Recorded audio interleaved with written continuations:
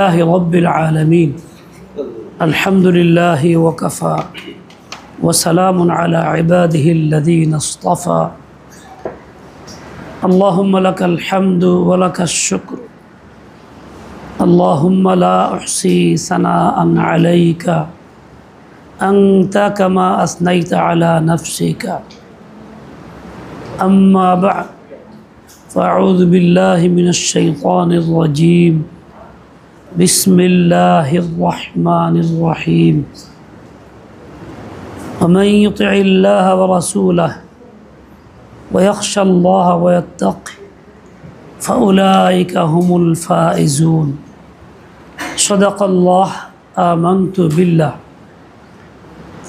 আল্লাহ পাকের শুকর আল্লাহ তাআলা আমাদেরকে মাগরিবের নামাজের পর নামাজের জায়গা মসজিদে বসার তৌফিক দিয়েছেন সেজন্য আল্লাহ পাকের শুকর আদায় করি আলহামদুলিল্লাহ আলহামদুলিল্লাহ হাদিসে পাকে আসছে ইযা রাআইতুমুর রাজুলা ইয়াতাআহাদুল মসজিদা ফাশহাদু লাহু বিল ঈমান যখন দেখো কোনো ব্যক্তি নিয়মিত 5 ওয়াক্ত মসজিদে যাতায়াত করে নামাজে জামাতে আসে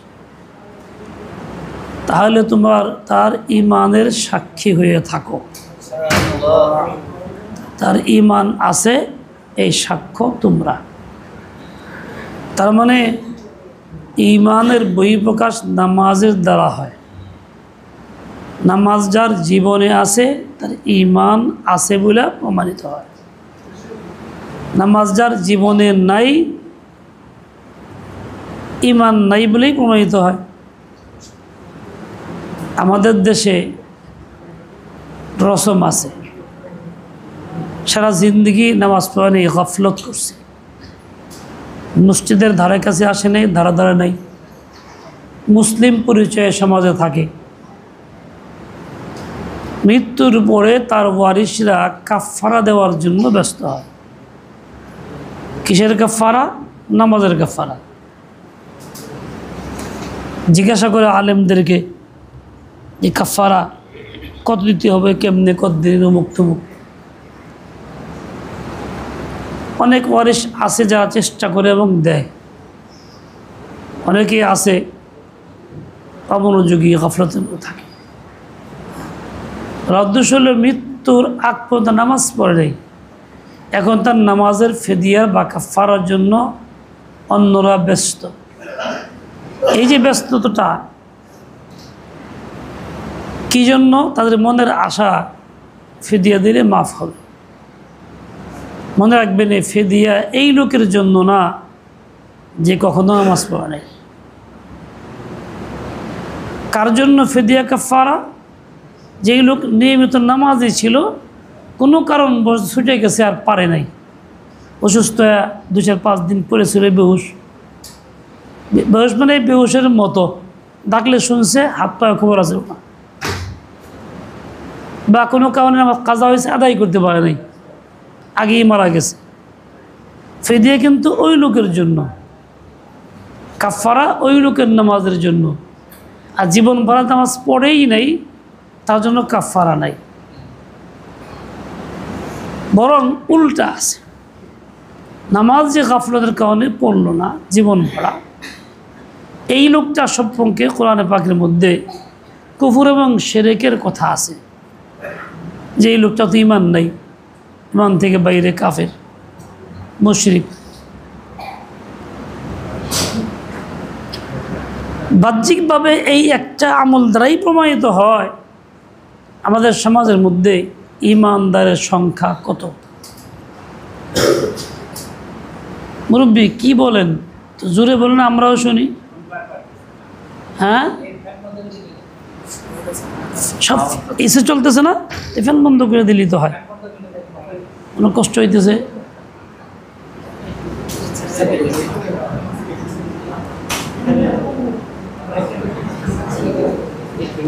আচ্ছা ঠিক আছে বন্ধ করে দাও হ্যাঁ এটা বন্ধ করে দেন। এই চলতেছে যেহেতু সমস্যা কি আর মাকসদ শোনা, শোনাই যদি না হয় তাহলে লাভ কি আর কষ্ট করে। আচ্ছা, পরস্পরের কথা না বলি ভাইরা আমার, সব দিন তো আলোচনা হবে না। এই কথা বলছি, ফোনে কথা বলে নাকি?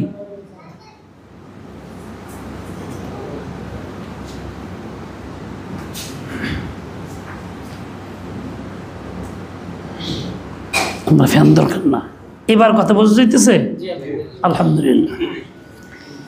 বলছিলাম যে ফিদিয়া কার জন্য? কাফারা, যেই লোকটা জীবনে নামাজ পড়ছে কোনো কারণবশত পড়া হয় নাই, ছুটে গেছে, কাজা আদায় করতে পারে নাই, তার জন্য ফিদিয়া বা কাফারা।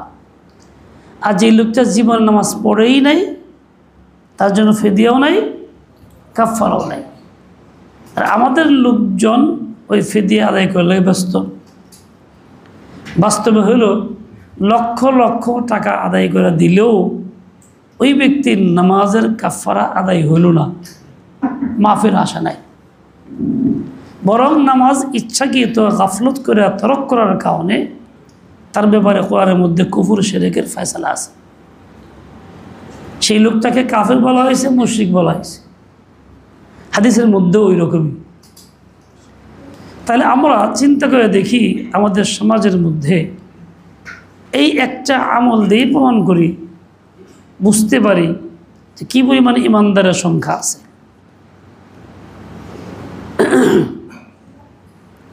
বলেন দেখি, সমাজে বসবাসকারী লোকের মধ্যে ইমানদারের সংখ্যা বেশি হবে না কম হবে? এই মাপকাঠিতে অনেক কম হবে। আমি একটা হিসাব করছি, হিসাবটা কীরকম? অতীতের লোকদের বিষয়ে না, বর্তমান যারা দুনিয়াতে আছে, মনে করেন বর্তমান দুনিয়াতে 800 কোটি লোক আছে, কম বেশি যাই হোক। সে 800 কোটির মধ্যে 250 কোটি মুসলমান ধরেন, বাকিরা বিভিন্ন বানানো ধর্মের অনুসারী, ইহুদ, নাসারা, খ্রিস্টান বা মন মতো এরকমভাবে ভিত্তিহীন বানানো ধর্মের অনুসারী, সবই কাফের।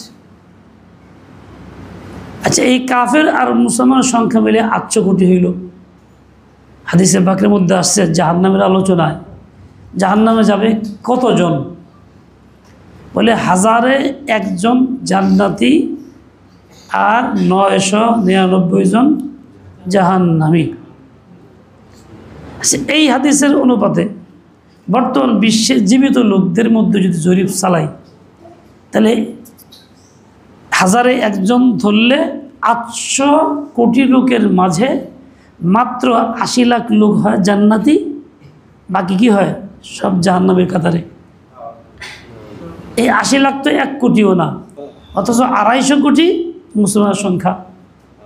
তাহলে মুসলিম পরিচয় থাকার পরেও কি হয়ে যায়? এই জরিপে জাহান্নামী হয়ে যায়। আর বাস্তবটা এই রকমই হবে। বোঝার চেষ্টা করি। দেখেন, জাহান্নাম থেকে বাঁচার জন্য মূল পুঁজি হইল ঈমান। জান্নাতে যাওয়ার জন্য মূল পুঁজি হইল ঈমান। ঈমান যার সহি শতভাগ সে জান্নাতি হবে ইনশাআল্লাহ। আর ঈমান যার সহি না, জান্নাতি হবে না। আমি আপনি যাচাই করি তো আমার আপনার ঈমানটা সহি আছে কি না, যাচাই করে দেখি। নিজেরা তো কখনো খেয়াল করি না, ধ্যান করি না, মুরাকাবা করি না। মুরাকাবা করি মাঝে মধ্যে অন্য কিছুর, কেউ মোবাইলের, কেউ অন্য খারাপ চিন্তার। যারা নেহায়াত 1% লোক মুরাকাবা করে, তবু এই বিষয়ে মুরাকাবা না, এদিকে আজকাল সাময়িক কিছু তাসবিহাত এইগুলি। অথচ আমার আপনার ঈমানকে যাচাই করা দরকার ছিল আছে কি নেই। এবার বোঝেন, ঈমানের মাপকাঠি কারা? ঈমানের মাপকাঠি আল্লাহ বলছেন সাহাবায়ে কেরাম। ঈমানের মাপকাঠি আয়াতের মধ্যে বলা হয়েছে, ওয়াইদা কিলা লাহুম আমিনু কামা আমানান নাস। মুনাফিক থেকে যখন বলা হইতো তোমরা ইমানের দাবি করো, এমন ইমান আনো যেমন সাহাবারা ইমান আনছে, আবু বকর, ওমর, ওসমান, আলী, আশারে মুবাশশারা, অন্য অন্য সাহাবায়ে কেরাম, মুহাজির, আনসার, তাদের মতো ইমান আনো। তখন তারা জবাব বলতো কালু আনুমিনু কামা আমানাস সুফাহা, এই বেকুফের দল যেভাবে ইমান আনছে আমরা হের ইমান আনো, গালি দিত। ইমানদারদেরকে বোকা বেকুফ বলে গালি তারা দিত। এখনও যারা ইমানদার তাদেরকে সমাজের মধ্যে বোকা বা বেকুফ বলার লোক আছে না? তাহলে এই বেকুফ বলার লোক কারা? ওই সমস্ত লোকদেরই ওয়ারিশ যারা তখন বলতো। আর যাদেরকে বলা হয়তো বেকুফ, তারও কিছু লোক আছে এই যুগে যাদেরকে বেকুফ বলা হয়। তো এরা কারা? এরা ওই লোকদেরই ওয়ারিশ বা অনুসারী। সাহাবায়ে কেরাম ইমানের মধ্যে নমুনা। আমিনু কামা আমানান নাস, আল্লাহ বলছেন। একদল লোক আছে ইসলামী জামাত বা দলের কথা বলে, তাদের কথা হইল সাহাবায়ে কেরাম মেয়ারে হক বা সত্যের মাপকাঠি না। এরকম একটা ভ্রান্ত কথা প্রচার করে, তার ধারণা আয়াত বলে সাহাবায়ে কেরাম মাপকাঠি, ইমানের মাপকাঠি। আমিনু কামা আমানান নাস, আর তারা বলে সাহাবায়ে কেরাম কি না? সত্যের মাপকাঠি না। তাহলে তাদের এই কথাটা কি কোরআন মোতাবেক না কোরআনের সাথে সাংঘর্ষিক? তাহলে এই কথা মানা যাবে? যাবে না। আমরা এই রকম কথার সাথে একমত হইতে পারি না। এবার দেখেন সাহাবায়ে কেরামের ঈমান কেমন ছিল। আল্লাহ তাআলার যা হুকুম, ছোট হোক কি বড় হোক, রাসূলের যা তরিকার মধ্যে যা আছে, ছোট হোক কি বড় হোক, অন্তর দিয়ে বিশ্বাস করছেন এবং পরিপূর্ণ আত্মসমর্পণ। এটা আল্লাহর হুকুম, এটা রাসূলের তরিকা। এর মধ্যে কোনো চৌচেরা আপত্তি, কোনো রকম কোনো কিন্তু মিন্তু নেই। আমাদের ঈমান দাবি আছে, কিন্তু আছে। আমাদের ঈমান আছে, দাবিও আছে, কিন্তু তার মধ্যে কিন্তু শব্দটা আছে, বলেই ফেলি হুজুর মুসলমান তো, কিন্তু কি করুম, সমাজে সবাই এরকম চলে। এই যে কিন্তু কি করুম, বিয়ের মধ্যে হারাম কাজ বাধা দিলে মুসলমান তুমি, মুসল্লি, কি করুম, মুসল্লি তো ঠিক আছে, কিন্তু রাসূলের তরিকা সুন্নত তো ঠিক আছে কইলেন, কিন্তু এই কিন্তুটা হলো কুফরের লক্ষণ, ঈমানের লক্ষণ না। এরকম কিন্তু বলার লোক আমাদের মধ্যে কেউ নাই, যথেষ্ট পরিমাণ আছে। তাহলে এর দ্বারা কি হইল? ঈমান থেকে সে বের হয়ে গেল। সাহাবায়ে কেরাম ঈমানের মাপকাঠি, তাদের মধ্যে কেউ কিন্তু মিন্তু আছে না। রাসূল বলছেন, বাস কোনো কথা নেই। কেমন বলছেন?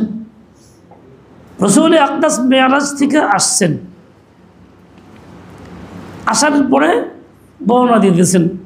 কাফেররা প্রশ্ন করতেছে, এক কাফেরকে আবু বকর কি তুমি যারা মানো, হ্যাঁ কি কয় জানো? হ্যাঁ বলি এক রাতে মুহূর্তের মধ্যে সব দুনিয়া ঘুরে এইসব দিকে চেকাইছে। বল তাই নাকি? উনি কইছে নাকি? বলে হ, কয়ে থাকলে আমি পরিপূর্ণ মানে আমান তুমি। এলো সাহাবায়ে কেরাম ঈমান, কিন্তু কিন্তু নেই। যদি কয়ে থাকে তাহলে আমি শতভাগ বিশ্বাস করি, আমি মানলাম, ওইটাই ঠিক আছে। আচ্ছা বলেন তো, আবু বকর সিদ্দিক রাদিয়াল্লাহু আনহু সত্যের মাপকাঠি না হয় সাহাবী হইয়া, তাহলে সত্যের মাপকাঠি কে আছে পৃথিবীতে? আর কেউ আছে? হইতে পারে? কল্পনা করা যায়? কখন? যার ঈমান এরকম। রাসূল আকদাস সাল্লাল্লাহু আলাইহি ওয়াসাল্লাম বলছেন এটা আমি এটা প্রতি ঈমান আনছি, আবু বকর আনছে, উমর আনছে, অথচ ওরা সাথেই নেই, সামনেই নেই, গায়েব। তার মানে কি? এতটা আস্থা তাদের প্রতি, রাসূল পাকের সব কিছুর উপরে পরিপূর্ণ ঈমান তাদের আছে, একেবারে তাসলিম, আত্মসমর্পণ, কোনো রকম চৌচেরা আপত্তি নেই, কিন্তু নেই। এটা হলো ঈমান, সাহাবায়ে কেরামের ঈমান। এই ঈমান যতক্ষণ পর্যন্ত আমার আপনার মধ্যে না আসবে, ততক্ষণ পর্যন্ত ঈমানের দাবি করতে পারুন, ওই ঈমান নিয়ে কবরে যেতে পারুন না। বুঝাইতে পারলাম কিনা? দাবি করুন যাইব, কিন্তু ইমান নিয়ে কবরে যাওয়া যাবে, দাবি পর্যন্তই থাকবো, জায়গা মতো পৌঁছবো না। তাহলে কিন্তু নাই, শরীয়তের হুকুমত কোনো কিন্তু নাই, কিন্তু ছাড়া। আমান্না ও সাল্লাম না এমন হইতে হবে, বিশ্বাস করলাম মাইনে নিলাম, কোনো কথা নাই। এবার দেখি আমার আপনার ঈমান কতটুকু আছে বা আছে কি না, এই আগে খেয়াল করি। একটা নীতি বুঝি আগে। নীতিটা কি? ইসলামের কোনো একটা হুকুম আহকাম, ছোট হোক বড় হোক, সেটাকে যদি অপছন্দ করা হয়, ঘৃণা করা হয়, এটা যদি সমালোচনা চলে, তুচ্ছ-তাচ্ছিল্য করা হয়, এই যে কথা হইলো এটা কোন লাগবো, এরকম যদি করা হয়, তাহলে এর দ্বারা কী হবে? ঈমান খতম হয়ে যাবে। যতই নামাজ পড়ি, যতই রোজা করি, যতই হজ করি, যতই উমরা করি, দাগ পরে যে কালো আরও কিছু হয়, তবুও কী হয়ে যাবে? ঈমান খতম হবে, নষ্ট হবে। ঈমান নষ্ট খালি হবে না, সাথে সাথে ঘরের বিবিও একা একাই তালাক হয়ে যাবে। ইসলামের আদর্শের মধ্যে যে কোনো একটা ছোট্ট হোক, একেবারে সুন্নত গায়রে মুআক্কাদাও যদি হয়, যেটা হাদিস থেকে প্রমাণিত বিশুদ্ধ রওয়ায়াতে, সেটার ক্ষেত্রেও যদি এরকম হয়, তাহলে ঈমান থাকে না, ঈমান কি হয়ে যায়? নষ্ট হয়ে যায়। এবার চিন্তা করি আমাদের অবস্থা কি? মুস্তাহাব আর সুন্নতে মুআক্কাদা দূরের কথা, কি হ্যাঁ, আমরা তো ওয়াজিব ফরজের ক্ষেত্রেও আমরা এই ধরনের তুচ্ছ-তাচ্ছিল্য এবং অপছন্দ, ঘৃণা ইত্যাদি প্রকাশ করে থাকি। এতে কি ঈমান থাকে না যায়? ঈমান থাকে না যায়? এবার দেখেন, এক মহিলা যে আলেমা,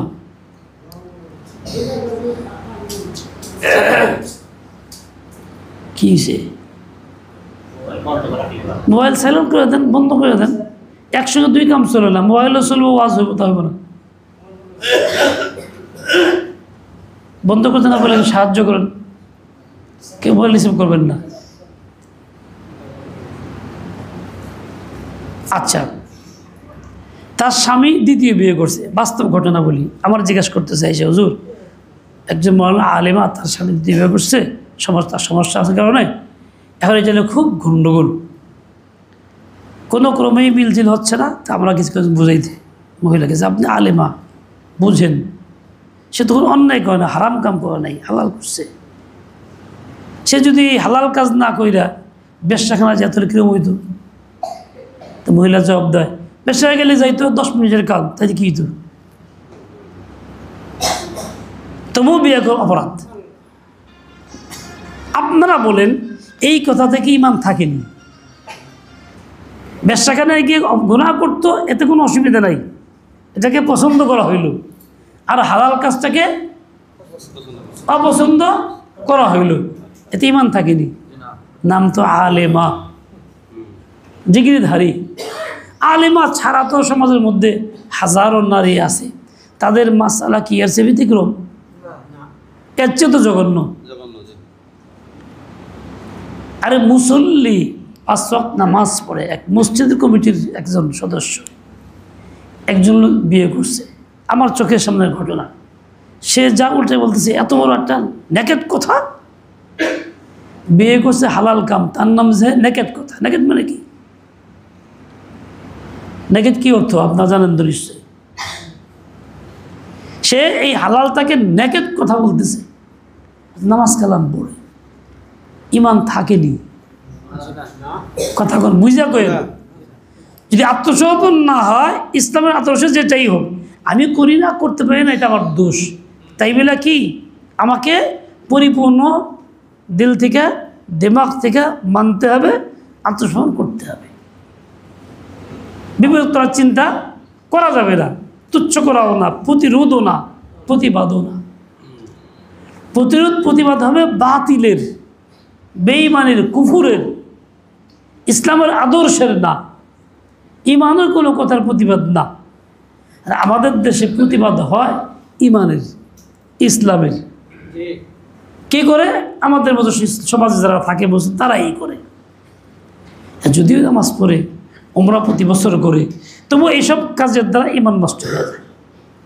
এবার আসেন, যেমন ইসলামের কোনো আদর্শকে অপছন্দ করলে, তুচ্ছ করলে সে ইমান নষ্ট হয়, ঠিক তেমনি কুফুরি কোনো কাজকে পছন্দ করলেও ইমান নষ্ট হয়। কুফুরি কোনো কাজকে পছন্দ করলেও কি হয়? ইমান নষ্ট হয়। যদিও সমাজে মানুষ তাকে ডাকে মুসলমান, মুমিন পরিচয়ে জানে এবং সে নামাজ কালাম পড়ে, বাস্তব হলো এইটা, তার ইমান থাকে না, খতম হয়ে যায়, ইমান থেকে সে বের হয়ে যায়। আপনারা একটা কিতাব পড়ছেন কিংবা পড়বেন, না হইলেও কিনবেন। কিতাবটার নাম হলো বেহেশতি জেওয়ার, বাংলায় আছে। ইমদাদ লাইব্রেরির ছাপাটা কিনবেন, সহজ আপনাকে লিখে। তার মধ্যে কুফর ও শিরকের একটা আলোচনা আছে। যারা বাংলা পড়তে পারেন সহজ তারা বুঝবেন। কুফর ও শিরকের একটা আলোচনা আছে 1.5 পৃষ্ঠা পর্যন্ত। ওইটা প্রত্যেকটা বাক্য পড়ে চিন্তা করবেন, আমার অবস্থা কি, এর লগে মিল আছে নাকি। যদি দেখেন যে ওইগুলি আমার মধ্যে আছে, তাহলে যতই দাবি করি আমি ইমানদার, আমার ইমান নাই। তা আমার কী করা লাগবো? নতুন করে কালিমা পড়া আমার ইমান ঠিক করা লাগবো, স্ত্রী বিবাহ দৌড়ানো লাগবে। ঠিক আমার বিবি যদি এরকম হয়ে থাকে, সেও যদি এরকম হয়, তাহলে ইমান নষ্ট হয়ে গেলে একই অবস্থা হবে দুজনের। নারী পুরুষ দুজনেরই একই হুকুম। পুরুষ কুফরি করলে ইমান নষ্ট হয়, নারী কুফরি করলে কি হয়? ইমান নষ্ট হয়। ইমান নষ্ট পুরুষও হলে স্ত্রী তালাক হয়ে যায়, স্ত্রী ইমান নষ্ট হলেও সেও তালাক হয়ে যায়। এমনিতেই দেখেন, কুফর সমর্থন করা, পছন্দ করা, এটা আমাদের অনেকের অভ্যাস, অনেকের অভ্যাস। কুফর পছন্দ করা, সমর্থন করা। এই রমজানের ঘটনা বলি। কোন এক কলেজের প্রিন্সিপাল মহিলা, মানুষ তাদের খুব ভালো কয়, মানুষ ভালো, ব্যক্তি আচরণ ভালো, নামাজ কালামও পড়ে, সবাই দেখে জানে। ইফতারের জন্য ওখানকার ছাত্রীরা ইফতারের জন্য ব্যবস্থা করছে। মুসলিম হইল 300 জনের বেশি, অমুসলিম হলো 36 জন। এই ইফতারের মধ্যে গরুর গোশত খাবে, এটা খেতে দেবে না। বাদিকারা ওই 36 জন বাদী। এরা বলছে আমাদের গোষ্ঠী ইফতারের ব্যাপার, এটা আমাদের বিষয়, তোমাদেরকে ইফতারের অংশ না, যেহেতু তোমরা মুসলিম না, আমরা তোমাদেরকে দাওয়াত করতেছি, তো এটা না খাও, ভিন্ন খাবার তোমাদেরকে দেবো, কোনো অসুবিধা নেই। এই যে গণ্ডগোল। ওই জায়গাতেই আবার একটা রুম, যেটা নিয়মিত কলেজের রুম, আগের হিন্দু একজন ছিল প্রিন্সিপাল, সে কর্তৃপক্ষের অনুমোদন ছাড়াই, সরকারি অনুমোদন ছাড়াই একটা মূর্তি খারাপ পূজার সিস্টেম করেছে, বানাইছে। এই নিয়ে এসে ভালো লাগছে, বের করে না মুসলিম আইসা। এখন আন্দোলন যখন ছাত্রী আবেদন করছে, তাদের পক্ষে কথা বলতেছে, গরু গোশতের পক্ষেও না, ইসলামের পক্ষেও না। যতই নামাজ পড়ুক, এখন বলেন ইমান থাকবনি, ইমান থাকবনি, সেই মানে পক্ষেই না। যদিও পর্দা আছে, মাথা ঢাকা আছে, সুন্দর সুন্দর কথা কয়, যদিও দেখায় আমি খুব ভালো, মেয়েটা মাদ্রাসায় পড়াই, ছেলেটা মাদ্রাসায় পড়াই, এরকম আছে না, কিন্তু বাস্তবে সে কুফরের সমর্থন করতেছে, ইসলামের সমর্থন করতেছে না। সে তো অপারগ না, সে তো স্বাধীন, আইনেও সে অগ্রাধিকার রাখে, তারপরেও ওকে ওইটাকে পছন্দ করতেছে। তার মানে কি? তার মানে হলো কুফর পছন্দ করতেছে, ইমান নষ্ট হয়ে যেতেছে, খবর থাকতেছে না। এভাবেই জিন্দেগি বরবাদ করতেছি আমরা। ধর্ম নিরপেক্ষতা, যে ইসলাম না কুফর, কথা কন, বুঝা কেন? ধর্ম নিরপেক্ষতা, এটা ইসলাম না কুফর? নিঃসন্দেহে কুফর, ইসলাম না। ইসলাম তো একটাই, ধর্মের পক্ষে থাকা লাগবে। আমি ইসলাম গ্রহণ করে থাকি, আমার এর পক্ষে থাকাই লাগবে, এর বাইরে কোনো যাওয়ার সুযোগ নেই, অন্য কিছু পছন্দ করার সুযোগ নাই। ইন্নাদ-দীনা ইনদাল্লাহিল ইসলাম। এই কুফরের একটা মতবাদকে আমরা পছন্দ করি, এর পক্ষে কথা বলি, সমর্থন করি, ভোট দেই, মিছিল মিটিং করি, অথচ নামাজ কালাম পড়ি, কপালে ঘাও আছে, সাজদার দাগ আছে, পায়ের মধ্যে কড়া আছে, সাজদা করতে করতে, বসতে বসতে। সমর্থন কিসের? কুফরের। একজন মুসলিম ইমানের দাবিদার মুমিন সে যদি কুফরের সমর্থন করে কোনো একটা ক্ষেত্রেও সেটার থেকে না ফিরে, তাহলে সে মৃত্যুর সময় ইমান নিয়ে মরতে পারবে না, শেষ পরিণত কুফর হবে, কাফির হয়েই মারা যাবে। এমন না যে কাফির আগে হয়েছিল না, মৃত্যুর সময় খালি কাফির হইব, তারা কিন্তু মানে কাফির হয়ে রয়েছে থাকে মুসলিম সমাজে, তাই মাঝে মুসলিম তারা কয় আল্লাহর আইনে কী হয়ে রয়েছে, কাফির হয়ে রয়েছে। আপনার দেখবেন কিতাবের মধ্যে আছে কুফর করা, শিরক করা, পছন্দ করা, সমর্থন করা, এইসব লেখা আছে ওখানে। কিতাবের নাম কইলাম, কিতাবটার নাম হলো বেহেশতি জেওয়ার। এটা প্রত্যেকেই পড়বেন, যে আলেম সেও পড়বেন, যে আলেম না সেও পড়বেন। ইমান যাচাই করা, ঝালাই করা কার দরকার? সবার দরকার। আলেম হইলে দুনিয়ার সব কিছু মুখস্থ থাকে না, আমার সব কিছু আসে না, বারবার চর্চা করতে হয়। আর গায়ের আলেম তো জানেই না, সে করবো কেমনে? এই জন্য সবার জন্য এটা আলেম, গায়ের আলেম সবার জন্য কিতাবটা বাড়িতে প্রত্যেকে বাড়িতে শোনাইবেন, মা বোনদেরকে নিজের ঘরে 10 মিনিট চর্চা করবেন, শোনাইবেন। দেখো ইমান নষ্ট হয় কেমনে, আমাকে তো মুসলমান, ইমান নিয়ে বাঁচতেইব, ইমান নিয়ে থাকতেইব, ইমান নিয়ে মরতেইব নাকি? এই জন্য ঘরেই তারই ব্যবস্থা করেন, তারাও বুঝবে হায় সর্বনাশ কী করে ফেলছি, ইমান তো খতম হয়ে গেছে গা, তাই ঠিক করা লাগবে, তাদেরও ফিকির পয়দা হবে, আর না হলে সর্বনাশ হবে। বলছিলাম ইসলামের কোনো আদর্শকে এবার আমার প্রচলন দেখি, অনেকে বলে ডেনমার্ক, আমেরিকা, অমুক জায়গায় ওরাই ভালো, আমার কাছে মুসলমান আছে ওরাই ভালো, মুসলমান চাইতে ওরাই ভালো। কেন? ওরা মিশা কথা পায় না, ওরা ধোকা দেয় না, ধোকা দেয় না, মিথ্যা বলে না। একটা বিশেষ গুণ, এই গুণটা কোনো ব্যক্তির ভিতরে থাকলেই সে মুসলিমের চাইতে ভালো হইতে পারে, মুমিনের চেয়ে ভালো হইতে পারে। ইমান তো তার চাইতে 1,00,000 কোটি গুণ ভালো, যার তুলনাই হয় না। অর্থমূল ইমানই নাই, অর্থমূল বলে এই কথা যে বলে সমাজের মধ্যে, বলে না, যে ঘুরে আইসে মুসলমান আছে ওরাই ভালো, এই কথা যে বলে সে ইসলাম থেকে বেরিয়ে যায়, সে ইমান থেকে বেরিয়ে যায়। যদিও হজ করে উমরা করে, প্রকৃত তার দিলের ভিতরে ইমান নাই। মনে রাখতে হবে, মুসলিম যদি হাজারো গুনাহগার হয় কিন্তু ইমান থাকার কারণে তওবা করে মারা গেলে আল্লাহর ফজলে জান্নাত হইব। আর বেঈমান যদি দুনিয়ার হাজারো ভালো কাম করে তাই গেলে জান্নাত হইব? কথা কোন জান্নাত হইব? মিশা কথা কয় না, ধোকা দেয় না, ভালো ব্যবহার করে, উপকার করে, টাকা পয়সা দেয়, রাস্তাঘাট বানায় দেয়, পুল বানায় দেয়, ব্রিজ বানায় দেয়, সব জনকল্যাণের কাজ খুব করে। এই দেশে তুফান হলে আরেকটা ওই কাফিররা এসে মনে করেন তারা বাড়িঘর বানায় দিয়ে গেল, কত ভালো, ঠিক আছে, এই কাজগুলি ভালো, কোনো সন্দেহ নাই। তাই বলে ইমানের চেয়ে বেশি ভালো হইল? ইমান হলো 1 নম্বর সবার আগে, ইমান হলো বুনিয়াদ। এই যে ভালো কাম করা, এতিমের সহযোগিতা, বিধবার সহযোগিতা, ভালো কথা বলা, মিথ্যা না বলা, এইগুলি তখনই ফল প্রকাশ করবে যখন মূল ইমান থাকবে। ইমান না থাকলে কোনো ফলাফল নাই, আখিরাতের নাজাত নাই, জাহান্নাম থেকে মুক্তি নাই। মুসলমানদের ইমান আছে আর ওদের ইমান নাই, কিছু ভালো কাম করে তাই দেখে আমরা ইমান নষ্ট করি, হাইরে ওরা আমার কাছে অনেক ভালো। মনে রাখতে হবে, কখনো মুসলিমের চাইতে কাফের ভালো হইতে পারে না। মুসলিম যদি ফাসেকও হয়, গুনাহ জড়ায়ও থাকে, তবু তার ইমান আছে আর ইমান নাই, কাজে এই কথা বলার সুযোগ নাই। মুখ দেশে গেছিলাম ওরাই ভালো, আমগো সে ভালো, মুসলমান আছে ভালো না, হইতে পারে না। ব্যক্তি আমার চেয়ে ভালো হইতে পারে, এই গুণের মধ্যে, কিন্তু ইমান আছে ভালো হইতে পারে না।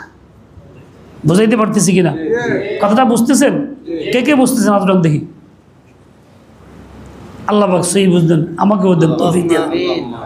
এবার দেখেন ইমান নষ্ট হয় কেমনে আমি কিন্তু জানি না, খোঁজখবর নাই। আমল তো করি, করার চেষ্টা করি, ওজিফা পড়ি, তাসবিহ পড়ি, জিকির করি, অনেকে তেলাওয়াত করি, বাচ্চাকে মাদ্রাসায় পড়ি, মোহাব্বত করি, সব কিছু করি, কিন্তু ইমান যে কেমনে যায় বুঝি না। ইমান থাকতেছে না কিসের দ্বারা? ছোট্ট একটা বিষয় নেন, কোনো এক আলেমের মেয়ের বিয়ে, আরেক আলেমের ছেলের বিয়ে, আমার দাওয়াত দিছে, হুজুর আমার ছেলেটার বিয়ে আপনি পড়াবেন। আমি বলছি শর্ত আছে, কোনো রকম খেলাফে সারা কোনো কাজ করবে না, গান বাজনা না, গেট থাকবে না, গেট লাগানো যাবে না, সুন্নত আমল হবে, সম্মান করাকে মানুষ যাবেন, ইত্যাদি শর্ত লাগাই দিয়েছি। তো উনি শর্ত মানছে ছেলের পক্ষ। মেয়ের পক্ষে কইছে যে আপনি তো আলেম মানুষ, যেগুলি করছেন তো সুন্নতের খেলাফ, সুন্নতকে বিয়ে হবে। মেয়ের বাবা আলেম বলতেছে কত সুন্নত করলাম জীবনে, একটা না করলে কি,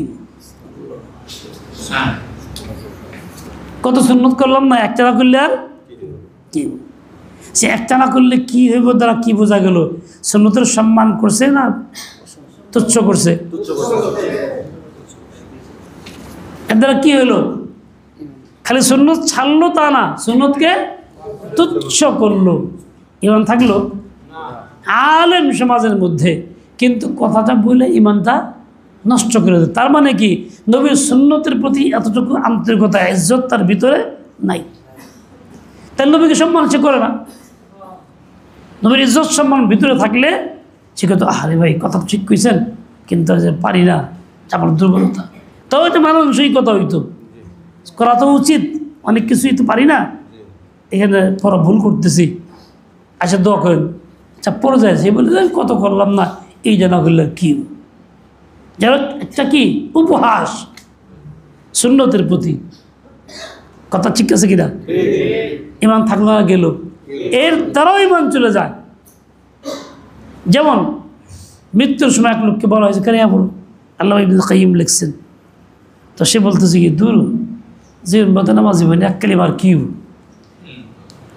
এক কালিমার কিউ, তাহলে নামাজ পড়া নাই, এক কালিমা কিউ, একটা তুচ্ছ করলো, তো এই কালিমাকে তুচ্ছ করলে আর ইমান থাকেনি, শেষ পর্যন্ত সে কী হয়ে গেল? বেমার হয়েই দুনিয়ার থেকে চলে গেল। মানুষ জীবনে যে কাজগুলি করে মৃত্যুর সময় সেগুলি তার দ্বারা প্রকাশ পায়, ইচ্ছা হলে ইচ্ছা প্রকাশ পায়। আমি যদি কুফুর শিরকে জড়ায় থাকি, কুফুর পছন্দ করি, ইসলামকে অপছন্দ করি, তুচ্ছ করি, মৃত্যুর আগে আমার অবস্থা এমন হবে, আল্লাহ না করুক, ওইগুলি খালি বারবার ভিতরে আসবে, ওইগুলির দ্বারাই ইমান নষ্ট, দুনিয়াতে চলে যাবে। এবার আমি একটা ঘটনা বলি। আল্লামা আনোয়ার শাহ কাশ্মীর রহমতুল্লাহের বংশের এক লোক ঘটনাটা বলছেন। সেটা হলোই, এক লোক খানায় কাবায় থাকতো, মুয়াজ্জিন ছিল, 30 বছর।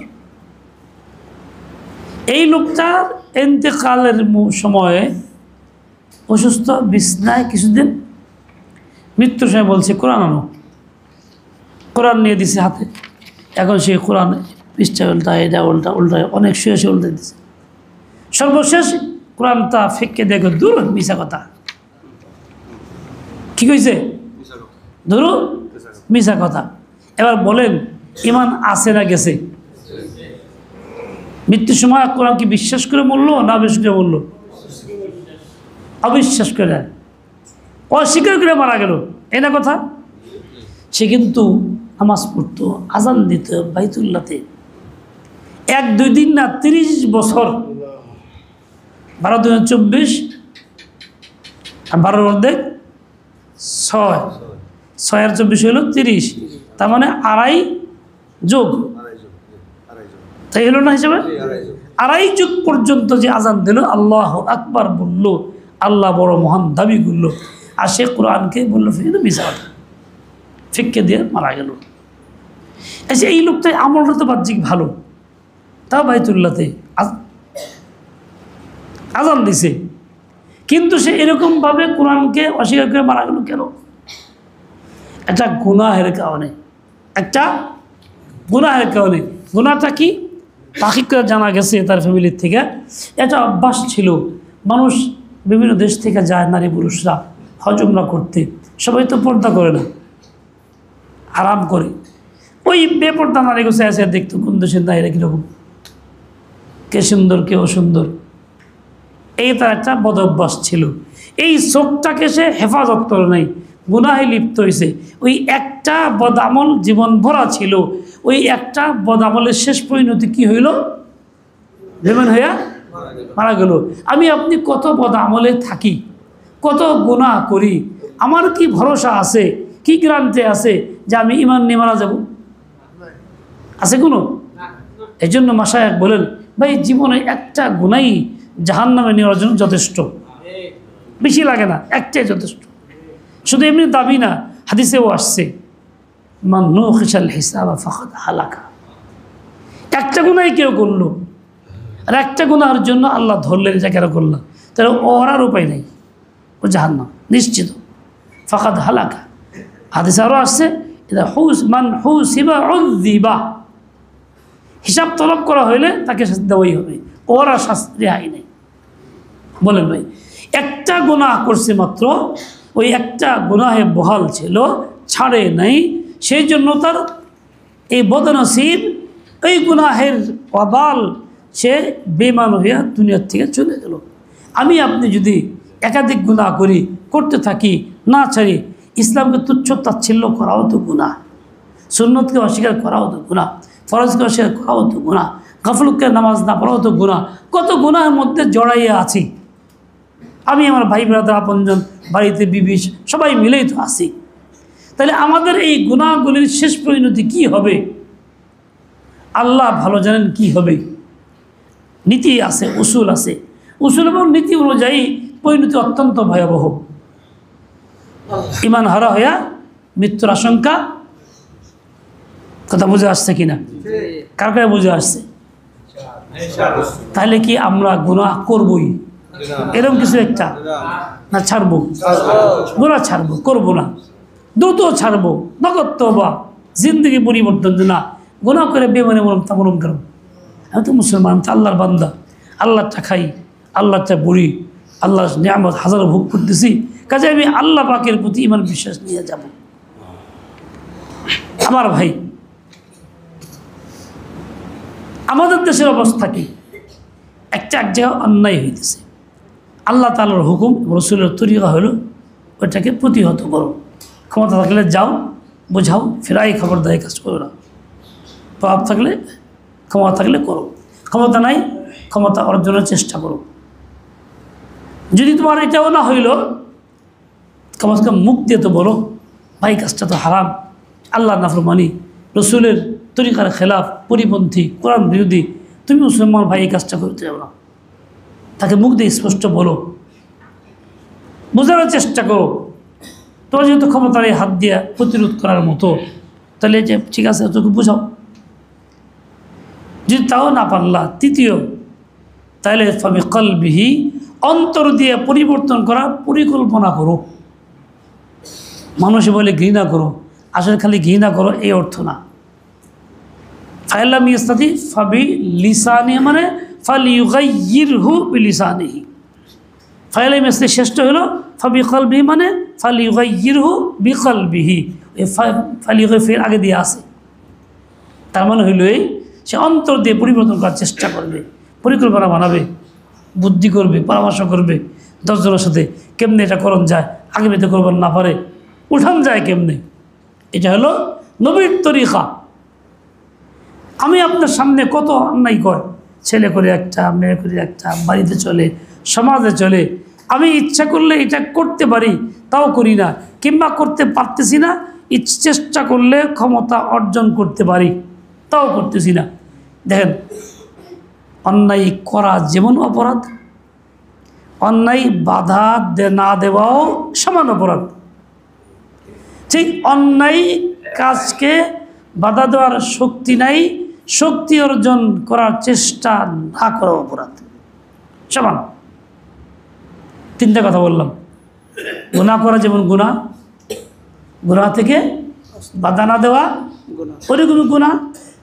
বাধা দেওয়ার ক্ষমতা নাই, তো ক্ষমতা অর্জনের চেষ্টা না করাও আর একটু বুঝেন। নামাজ কি ফরজ না? নামাজ ফরজ তো সব মানি না আমরা। আচ্ছা, আগে দিয়া পাক সাফ হওয়া এটা কি নামাজ? শরীর পাক, কাপড় পাক, এটা নামাজ না? শুরুই তো হয় নাই।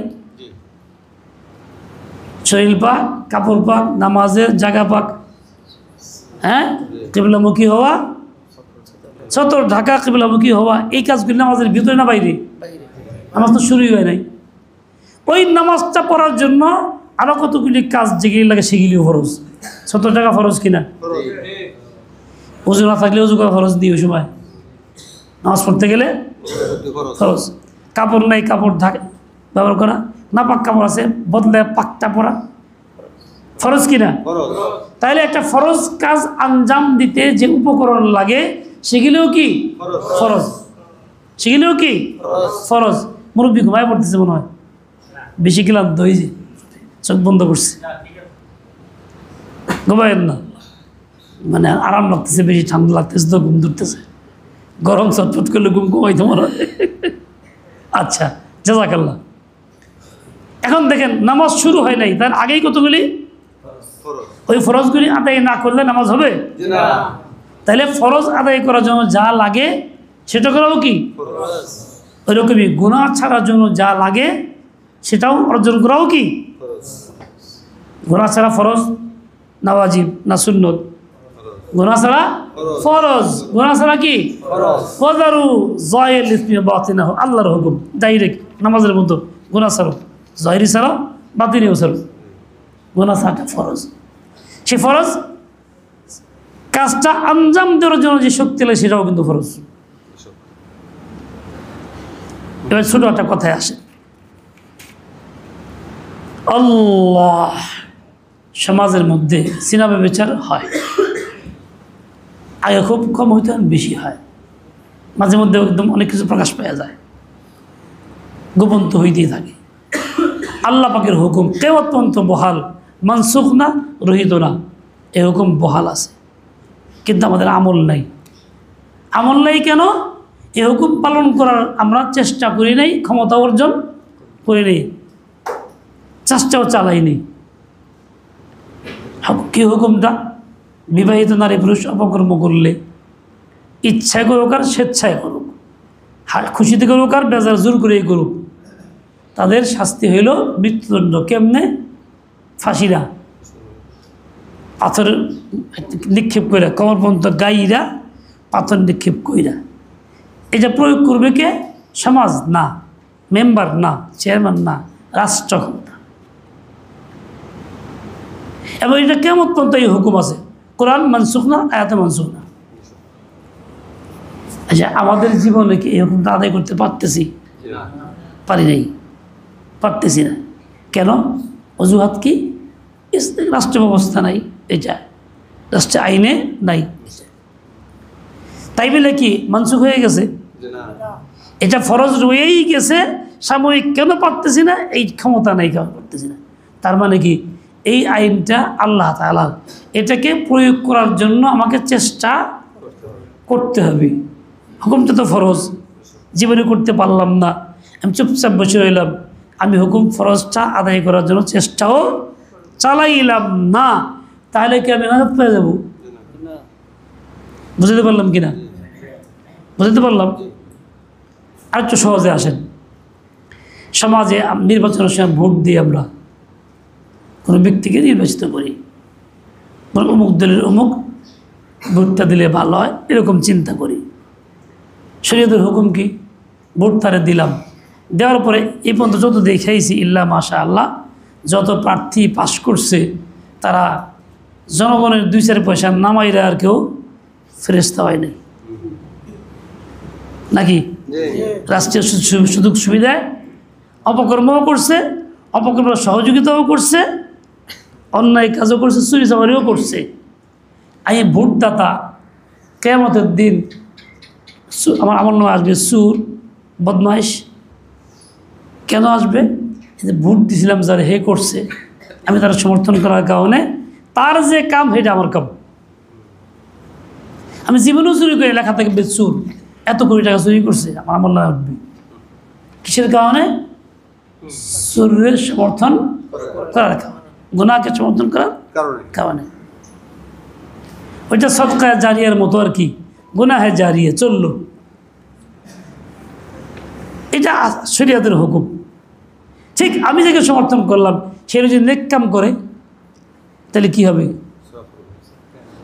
সে যত নেক কাম করবো, আমি সমর্থন করছি কারণে ওই নেক কাজগুলি আমার দ্বারাও ঘটলো, আর আমার সব নেক আসবে। আরে আল্লাহ, আমি অত নেক কাম তো করি না, তুমি একজনের সমর্থন করে এই সব নেক কাম করছে। এটা হলো আল্লাহ তাআলার নিজাম, নীতি। এখন দেখেন, একজন লোক ভালো মানুষ, নিজে সৎ, চুরি চামারি করে না, সুদ ঘুষ খায় না, এমন একটা লোক সমাজের মধ্যে নির্বাচনের মধ্যে আসলো। আপনি কইবেন কি, এর ভোট দিয়ে তো লাভ নাই, পাশ করবো না, যে কি হইব, ভোটটা নষ্ট হয়ে যাবো গা, অমুকরে দেই সে পাশ করবো। এই হলো স্বাভাবিক স্থূল চিন্তা, যার কারণে চুরের পক্ষে ভোট দিয়ে তারা পাশ করে দিতেছি, ভালো লোকটার সমর্থন করতেছি না। এই ভালো সমর্থন না করাটা কি নেকি না গুনাহ? এই ভালো লোকটার সমর্থন না করা কি? সে যে দলেরই হোক, বা দলের নাই ব্যক্তি হোক, দলের না হোক, লোকটা সততার ভিত্তিতে দাঁড়াইছে, অভিজ্ঞতা দেখছি লোকটা আসলে সৎ, সমাজের কখনো এই অবকর্ম করেও নাই, শুদ্ধ নেয় না, তারা বিপরীত করছে জীবন বা দেখলাম, তা আমরা কী করবো? লাভ নাই। অথবা চিন্তা করবো, দূর হেরে দিলে অনেক কিছু করা যাইব না, যেরকম মানুষ আমার অসুবিধা ভোগ করা যাইব না, অপকর্ম করা যাইব না। তার মানে অপকর্ম করার চিন্তা আগের থেকেই করতেছি, এর লাগে এরা গিয়া যারে বুদ্ধির অপকর্ম করা যাইব তার পেছনে চাইতেছি। দেখি নেকি না গুনাহ? বুঝা কেন নেকি না গুনাহ? মুখে ভোট দিলে ঘোষণা। একজন সৎ লোক আমাদের ভোটে যদি নির্বাচিত হইয়া একটা পদে যায়, ওই পদে থাকা অবস্থায় অন্ততপক্ষে 10 জায়গায় সে ঘুষ দিল না, ঘুষ তো সে নেয় না, এবং তারও ছিল আরও কিছু লোক ঘুষ থেকে বাঁচতে পারলো। ওই লোকটা সৎ হওয়ার কারণে সে নামাজ কালাম পড়া শুরু করছে, স্বাভাবিক তার সঙ্গে যারা থাকবে তারাও কি নামাজ কালাম পড়া শুরু করছে। আচ্ছা, একটা পাম্পে দেখলাম, পাম্পের মধ্যে লেখা আছে নামাজের সময় এই গ্যাস পাম্প টোটাল বন্ধ। দ্বিতীয়টা লেখা আছে এই যেখানে চাকরিজীবী যা আছে প্রত্যেকেরই নামাজে উপস্থিতি আবশ্যক, শতকরা 100 আমার ভালো লাগলো দেখে। তার মানে কি ওই ব্যক্তি ভালো, সেই জন্য তার নিজের সততার কারণে এটা করছে, তার কর্মচারী সবাই নামাজ পড়ে। এখন এই 10 জন লোক এরকম হইতে পারে না? আপনি এলাকার থেকে যে ভালো লোক নির্বাচন করে দিলেন, এই লোকটা গিয়া মনে করেন এমপি হয়ে গেল, কথার কথা এমপি হইলে কমাস কম সে অমুকের গান বন্ধ রাখবো, অমুকের জোয়া আসন, তার তো ক্ষমতাই তখন। সে যদি এই 5 বছরে 10টা করে কি করে 50টা অন্যায় বন্ধ রাখে, তাহলে আপনি 50টা গুনাহ থেকে বাঁচলেন কি বাঁচলেন না? 50টা অন্যায় থেকে বাঁচানোর জন্য সব পাবে কি? যারা জীবন তারা দেবে। এরকমই বলছিলাম যে হ্যাঁ, এই যে আইনে আল্লাহ পাকের আইন হলো জেনার শাস্তি এরকম দাও, আমরা দিতেছি না, দিতেছি তো নাই, বরং পারতেছি না কেন? ক্ষমতা নাই, কিন্তু ক্ষমতা অর্জনের চেষ্টাও তো করতেছি না, বরং মানসিকতাও করতেছি না, বলি না এটা করা দরকার। ভাই চলো আমরা এই কাজ করি, সবাই মিলা এমন লোক দেয় যে লোক তাদের পক্ষে থাকবে, কোরআনের কথা বলবে। শুধু তাই না, কুফরি সমর্থন কিরকম করি চাই আমার দিল থেকে। এই একটা দর্শন ঘটনা ঘটছে, দর্শন মানে প্রচলিত দর্শন, জোর করে কারো কিছু অন্যায় করছে, ইসলাম জোর করে করলেও যা, খুশি করলেও তাই, দর্শন দিছে প্রচলিত আইনে, খ্রিস্টানি আইনে যেটা রাষ্ট্রে আছে। আমি মুসলিম হিসাবে আমার দাবি হবে ইসলামের আইন বলবৎ, আল্লাহর আইনে বিচার, নাকি দাবি তো অসুবিধা নাই। কিন্তু আমি কি করি? দাবি করতেছি অমুকের ফাঁসি চাই, অমুকের ফাঁসি চাই, এই কথা বলি কি বলি না? মিছিল মিটিং হয়, ব্যানার লেখা হয়, মৌন মিছিল হয়, পোস্টারে লেখা অমুকের ফাঁসি চাই। ফাঁসি কি ইসলাম? এসব ফাঁসি কোনো ব্যবস্থা নাই। তাহলে আমি চাইতেছি মূল থেকে অল ইসলাম কুফর। আমি তো এই কথা দাবি করতে পারতাম, দাবি করেছি ফাঁসি চাই, উল্টা কইতে পারতাম না অমুকের বিচার চাই, আল্লাহর আইনে বিচার চাই, সোজা করে কইতে পারতাম না এরকম?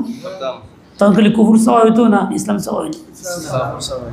সব জায়গার থেকে যে শব্দ বদলাই যা কইতো অমুকের বিচার চাই, আল্লাহর বিচার চাই, বিচারক জামুল্লাহ তাই করতো, আমি তো ইমান রক্ষা করতে পারতাম, উম্মতে মুসলিমার তো ইমান রক্ষা করতে পারতো। আমি তো কুফর চাইলাম না, এখন চাইতেছি ডাইরেক্ট দূরে কুফর কি অমুকের ফাঁসি চাই। সমাজে এটা হইতেছে না? কথা কর না কেন?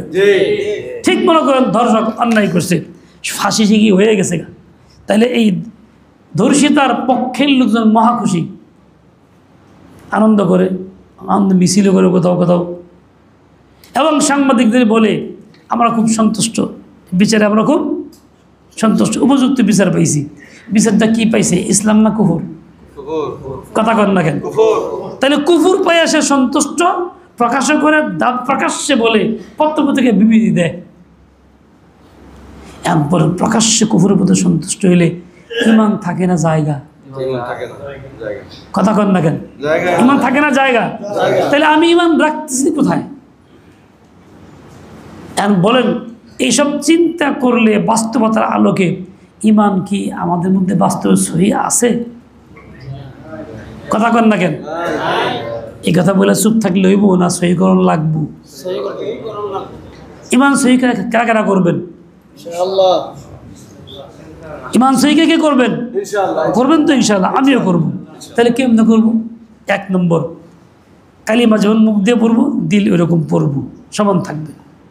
আশহাদু আল্লাহ, বলি আশহাদু আল্লাহ ইলাহা ইল্লাল্লাহু ওয়া আশহাদু আন্না মুহাম্মাদান আবদুহু ওয়া রাসূলুহু। সাক্ষী কিছু দিতেছি, লা ইলাহা ইল্লাল্লাহ, আল্লাহ ছাড়া মাবুদ নাই, মানে কি সব কিছু আল্লাহ তাআলা। এই পৃথিবী সব কিছু কার? আল্লাহ। পৃথিবীর আইন চলবো কার? আল্লাহ। কোন মাখলুকের আইন করার অধিকারও নাই, মানতেও পারি না। এটা হলো মুসলমানের দাবি, ইমানের দাবি। ওয়া আশহাদু আন্না মুহাম্মাদান আবদুহু ওয়া রাসূলুহু, সাক্ষী দিতেছি যে মুহাম্মদ সাল্লাল্লাহু আলাইহি ওয়াসাল্লাম আল্লাহর বান্দা, প্রিয় রাসূল। তার মানে কি আমার জীবন চলবে তার তরিকায়, বাইরে না। আমি যদি দাবি করি অমুকের ফাঁসি চাই, মুহাম্মদ তরিকা হইল? হইল? আমি যদি একদিনও চিন্তা না করি আল্লাহ আইনের কথা, রাসূলের তরিকা চললাম না। আমার জীবনে বহু আইন এরকম আছে যেগুলোর জন্য বেফিকির ঘুমায় রয়েছি, বলিও না, চর্চাও করি না। আগেই বলছি, ফরজ আদায় করার যা লাগে সেটাও ফরজ। এই আল্লাহর আইন হুকুমটা বাস্তবায়ন করতে যা লাগে ওটাও কি ফরজ। এটা সকলের চেষ্টা থাকবে এই আইন বাস্তবায়ন করার জন্য। সেজন্য কি হবে? একে প্রথম এলেম, একেবারে বলা, দাওয়াত দেওয়া, মেজাজ তৈরি করা, একেবারে না একেবারে ব্যাপকভাবে জনগণকে উদ্বুদ্ধ করে যদি আমরা এইভাবে দাবি করতে পারি, তাহলে কুফর থেকে বাঁচা যাবে, কুফরের সমর্থন থেকে মুক্তি পাইতে পারি। আর গণতন্ত্র প্রচলিত দেশ, যেটা গণতন্ত্রের দেশে জনগণের দাবি মানার নিয়ম, মানুক না মানুক মানার নিয়ম। যদি ৮০% জনগণ কয় না আমরা আল্লাহর বিশ্বাস চাই, তাহলে কী করবো? বাধ্য হইব, আইন বদলাই দেখিব। তাহলে আমি আপনি এইভাবে তৈরি না করার কারণে দিন দিন আরও ইসলাম থেকে দূরে সরে পড়তেছি, ইমান থেকে দূরে সরে পড়তেছি। এটা কাম্য না ভাই। উল্টা দেখেন কি হইতেছে। এই যে আগামী ৩ তারিখ শনিবার ঢাকাতে হেফাজত ইসলাম মহাসভাবের ডাকছে, কিসের জন্য?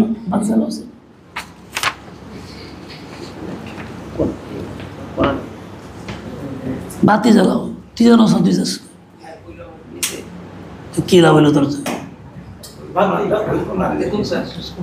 তুই কিনলে উঠলি গো, তুই উঠবি গা, আমি জানি না মরুম গা।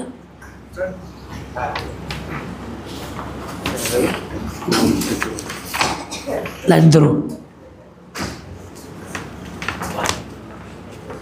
আপনারা অবগত আছেন যে দেশের চলমান সংস্কার কার্যক্রমের অংশ হিসাবে গঠিত বিভিন্ন কমিশনের মধ্যে একটি হলো নারী বিষয়ক সংস্কার কমিশন।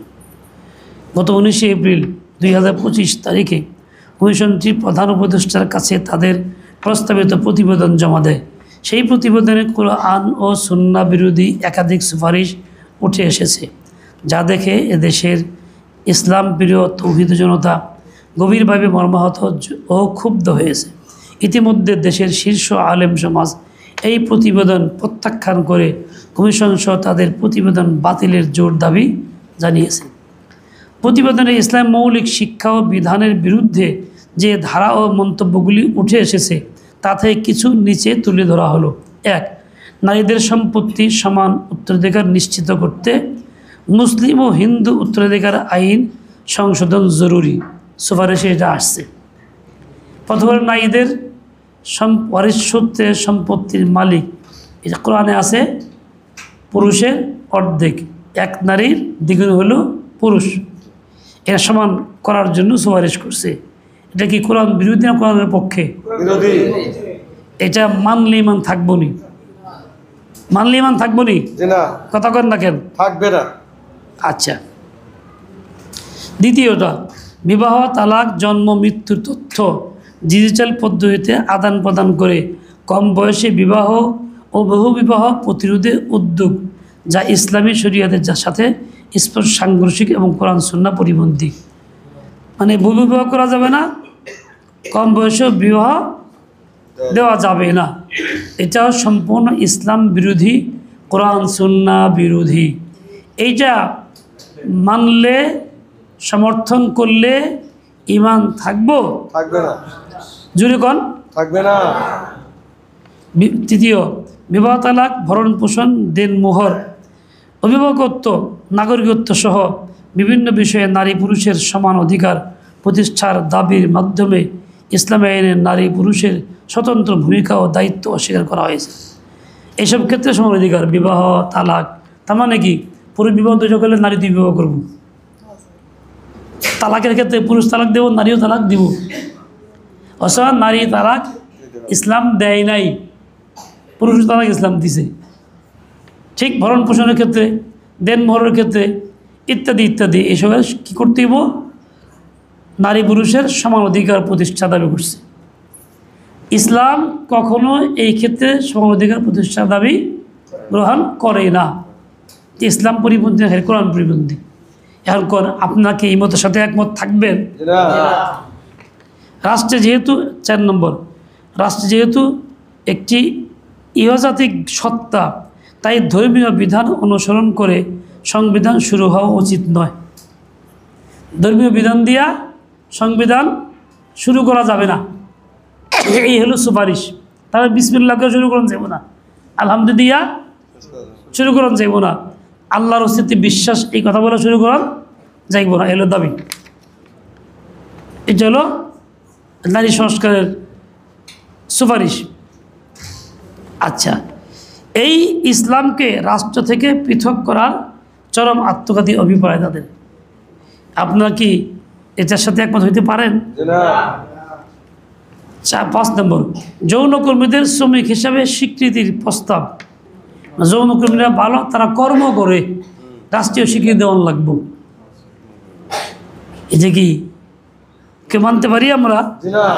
কোরআন বিরোধী, ইসলাম বিরোধী, ইমান বিরোধী কথা। অপরাধ তো অপরাধী, অপরাধকে রাষ্ট্রীয়ভাবে কী করবার লাগবো? শ্রমিক হিসাবে মর্যাদা দেওয়ার দাবি করছে। বিবাহ, বিবাহ বিচ্ছেদ, ভরণ পোষণের ধর্মীয় আইন বাধ্যতামূলক হওয়ার নারীরা বৈষম্যের শিকার হচ্ছেন। কি সুন্দর ষড়যন্ত্র! এই বক্তব্যে সরাসরি আল্লাহর বিধানকে বৈষম্যমূলক ও সমাজকে পশ্চাৎপদ করে রাখার উপাদান হিসাবে উপস্থাপন করা হয়েছে। আমরা কি এটা মানতে পারতেছি? মানে ধর্মীয় অনুশাসন এটা হলো ব্যবধি সৃষ্টি করছে বৈষম্য নারী পুরুষের মধ্যে। আর ধর্মের কারণে তো মানুষ আরও ভালো হয়, নারী পুরুষ সম্পর্ক বেশি গভীর হয়, হক আদায় করে জাতীয় অপরের। আর এনে উল্টা হয়েছে। এভাবে 12টা পয়েন্ট আছে যেখানে স্পষ্ট কোরআন বিরোধী কথা আছে। আর এই কোরআন বিরোধী এইসব সুপারিশ করা হয়েছে সরকারের কাছে। সরকার এগুলি করার জন্য প্রস্তুতি গ্রহণ করতেছে। আমরা যদি ইমান নিয়ে বাঁচতে চাই, ইমান নিয়ে মরতে চাই, থাকতে চাই, তাহলে আমরা এগুলি মানবো না এগুলি প্রতিবাদ করব? বাস্তব হইতে দিব না, ব্যক্তিগত মানবো না, বাস্তব হইতেও এই জন্য শক্তি প্রয়োগ করা লাগলে তাই করবো। এই জন্য আহ্বান করছি মহাসম্মেলন 3 তারিখে দলবত নির্বিশেষে মুসলিম হিসাবে কোরআনের পক্ষে এই সমস্ত কোরআন বিরোধী আইনের প্রতিরোধ করার জন্য আমাদের সমাবেশে যাওয়া জরুরি। কাজে প্রত্যেকে উদ্যোগ নিয়ে সমাবেশে যাওয়ার ব্যবস্থা করবেন, ছোট বড় সবাই মিলাঝিরা। এছাড়া এটার পক্ষে নীরব থাকলে পক্ষে সমাধান হয়ে যাবে, ইমান কইম তালাশ করে। এই জন্য আমরা এর প্রতি খেয়াল রাখবো এবং সচেতন থাকবো। যে করেই হোক এলাকাবাসী দাওয়াত দিয়ে বিভিন্ন জায়গাতে প্রচার প্রসার কইরা সবাইকে উদ্বুদ্ধ করতে হবে, যত সম্ভব বেশির চেয়ে বেশি লোকজন এই প্রতিবাদে নামতে হবে। আল্লাহ আমাদের হেদায়েত দেন, সহি বুঝ দিয়ে দেন। ইমান নষ্ট হয় বিভিন্ন কারণে, আমরা ইমান নষ্ট করতে চাই না, কারণগুলিও চাই না। সহি ইমান নিয়ে থাকতে চাই, মরতে চাই, বাঁচতেও চাই। কতগুলি কারণ দেখাইলাম, তার মধ্যে দেখাইলাম যে গুনাহ মানুষকে ইমান থেকে কী করে দেয়, বের করে দেয়। গুনাহ একটা বেমান হয়ে মারা যায়। কাজে আমি আপনি জীবনে কখনো গুনাহ করবো না, সেটা পক্ষে বিপক্ষ কোনোটাই না। গুনাহ করতে রাজিরা, কথা বুঝে আসছে? ওলামাদের ডাকে সারা না দিয়া চুপচাপ থেকে এগিরিকে সমর্থন করা একটা বড় কবিরা, বড় কুফুরি গুনাহ। এটা মধ্যে না হয় সবাই বলি লা ইলাহা ইল্লাল্লাহু মুহাম্মাদুর রাসূলুল্লাহ, লা ইলাহা ইল্লাল্লাহ মুহাম্মাদুর রাসূলুল্লাহ, লা ইলাহা ইল্লাল্লাহ মুহাম্মাদুর রাসূলুল্লাহ, আশহাদু আল্লা ইলাহা ইল্লাল্লাহ ওয়া আশহাদু আন্না মুহাম্মাদান আবদুহু ওয়া রাসূলুহু, আমানতু বিল্লাহ কামা হুয়া بأسمائه وصفاته وقبلت جميع أحكامه وأركانه، آمنت بالله وملائكته وكتبه ورسله واليوم الآخر والقدر خيره وشره من الله تعالى والبعث بعد الموت। আল্লাহ পাক সহি বুঝদান, আমলের তৌফিক দান করেন। আগে ইমান, তারপরে নির্ভর করে আমল। ইমান সহি হইলে আমলও সহি হবে, ইমান সহি না হইলে আমলও গ্রহণযোগ্য হবে না। আল্লাহ পাক আমাদেরকে তৌফিক নসিব করেন। কে বায়াত হইব, কে বায়াত হইব? আসেন ভাই, আসেন জাহাঙ্গীর ভাই, জাহিদ ভাই।